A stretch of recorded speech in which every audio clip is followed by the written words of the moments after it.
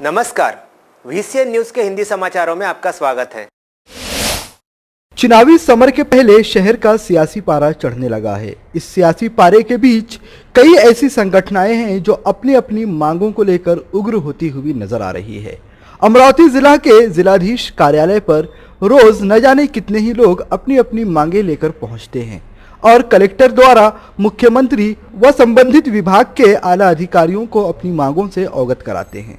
लेकिन बड़ी राजा प्रकल्पग्रस्त किसान जो कि आंदोलन कर रहे हैं, वह पिछले 3 दिनों से अमरावती शहर के जिलाधीश कार्यालय की सड़कों पर चक्का जाम करके बैठे हुए हैं। विडंबना यह है कि इस मांग के दौरान कोई भी जनप्रतिनिधि उन आंदोलनकारियों से मिलने के लिए नहीं पहुंचा और ना ही उनकी समस्याओं को जानने की कोशिश की। यह तो रूखा रवैया हुआ जनप्रतिनिधियों का। पिछले 3 दिनों के आंदोलन के बावजूद शासन और प्रशासन का प्रतिनिधित्व मंडल भी उन प्रकल्पग्रस्त किसानों से बातचीत करने के लिए नहीं पहुंचा। प्रकल्पग्रस्त किसान, महिला, बच्चे और बूढ़े हर कोई जिलाधीश कार्यालय के सामने जमा होकर अपनी मांगों के लिए नारा लगा रहा है और टकटकी लगाए इस उम्मीद पर बैठा हुआ है कि अब नहीं तो तब कोई ना कोई डेलीगेशन आकर उनसे मुलाकात जरूर करेगा और उनकी जो न्याय की मांग है उसे पूरा करने की कोशिश करेगा। लेकिन पूरे 3 दिन बीत जाने के बाद किसानों के सब्र का बांध अब टूटने लगा है। एक तस्वीर आप देखिए। इस तस्वीर में एक 85 बरस की बुढ़िया है जिसमें इतनी भी ताकत नहीं है कि वह बैठ सके, लेकिन बड़ी राजा प्रकल्प में शासन द्वारा अधिग्रहित की गई जमीन में उसकी भी 4 एकड़ जमीन जा चुकी है। उसका पति आत्महत्या कर चुका है। घर में कोई बेटा नहीं है। महिला को 4 एकड़ जमीन के एवज में शासन की ओर से महज 1,30,000 रुपए मिले थे। महिला इस उम्मीद पर जिलाधीश कार्यालय के सामने बैठी हुई है कि शायद इंसाफ मिल जाएगा। महिला तो छोड़िए, जिन बच्चों का अभी दूध भी नहीं छूटा है, उन बच्चों को भी उनके माता पिता कड़ी धूप में आंदोलन करने के लिए लेकर बैठे हुए हैं। उन बच्चों की परिस्थिति क्या है, शासन के प्रतिनिधियों को यह जानने की कोई रुचि नहीं है। मुश्किल यह है कि कुछ दिनों पहले ही जिला के पालक मंत्री और माननीय मुख्यमंत्री ने बड़ी राजा प्रकल्प का शिलान्यास किया था। इस शिलान्यास के दौरान ही प्रकल्प में जमीन गंवा चुके किसानों ने आंदोलन किया था और अब किसान जिलाधीश कार्यालय के सामने तपती हुई धूप में टकटकी लगाए इंसाफ की उम्मीद बांधे बैठे हुए हैं। लेकिन ना ही सत्तारूढ़ पार्टी के विधायक और ना ही जिला के पालक मंत्री ने उन आंदोलनकर्ताओं के पास पहुंचकर उनसे उनका हालचाल जानने की कोशिश की है। प्रकल्पग्रस्त बड़े कड़े तेवरों में अपनी नाराजगी शासन के द्वार जाहिर कर रहे हैं और उनका यह भी कहना है कि अगर हमारी मांगे नहीं मानी गई तो आने वाले चुनावों में जनप्रतिनिधियों को इसका खामियाजा भुगतना पड़ेगा। हमारे भाई भूखे मर रहे हैं, मैं पेट भर खा रहा हूँ, मुझे उससे समाधान नहीं है क्या? लेकिन शासन 6वें वेतन से 7वें वेतन तक महंगे तलक दे रहा और हमारा बैल से ऐसा मेरा भाई नंदी बैल कर उसके पेट पर झोलपे मार रहे, भूखे मर रहे यहाँ पे 3-4 दिन से धूप में ठंडी में यहाँ रोटियां पका कर खा रहे। इसका शासन को कोई दर्द नहीं है। रातों की नींद, सूरज की पहली किरण के दर्शन, सब कुछ जिला अधिकारी कार्यालय के सामने ही आंदोलनकर्ता देख रहे हैं।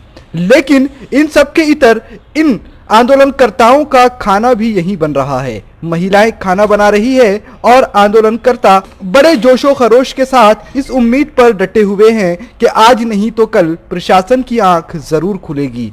कम से कम प्रशासन के दया की एक नजर तो जरूर इन आंदोलनग्रस्त किसानों की ओर होगी और प्रशासन इनकी मांगों को मानने के लिए विवश होगा।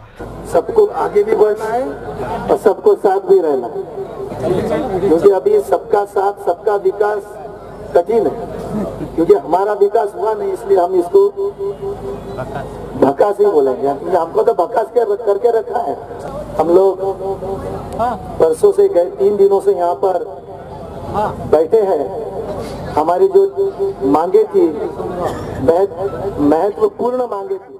एक तस्वीर यहाँ पर भी बड़ी अनोखी नजर आई। एक तरफ तो महिलाएं खाना बनाने की तैयारियां कर रही हैं, दूसरी ओर कुछ बूढ़ी औरतें गाना गाकर आंदोलनकर्ताओं में जोश उबालने की कोशिश कर रही हैं। महिलाओं के गाने का पूरा उच्चारण तो हम नहीं समझ सके, लेकिन इतना जरूर समझ में आया कि 70 वर्ष की बुढ़िया अपने गाने के जरिए अमरावती शहर में प्रशासन को और शहर की जनता को यह बताने की कोशिश कर रही है कि अपर वर्धा डैम के लिए भी जमीन हमने दी थी, अगर वह नहीं बनता तो अमरावती वासियों को पानी नहीं मिलता। इसलिए अमरावती वासियों को हमारे हक के लिए हमारे साथ खड़े होना चाहिए। आज बड़ी राजा प्रकल्प के लिए हमें निराधार किया जा रहा है, कल कोई और गरीब किसान निराधार होगा। हमारी ही जमीनें लेकर रोड बनाए जाते हैं और फिर हम किसानों से ही टोल टैक्स वसूल किया जाता है। यह शासन का कैसा रवैया है, इन्हें बदलना चाहिए।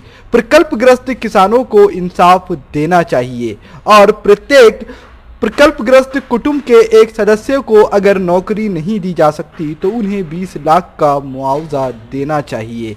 यह मांग प्रकल्पग्रस्त किसानों की है, वह डटे हुए हैं। हम इस वक्त आपको उस बूढ़ी औरत के उस गाने के साथ छोड़ जाते हैं, जिस गाने को वह इस उम्मीद पर गा रही है कि प्रशासन इस गाने के माध्यम से उसकी आवाज को सुन सके।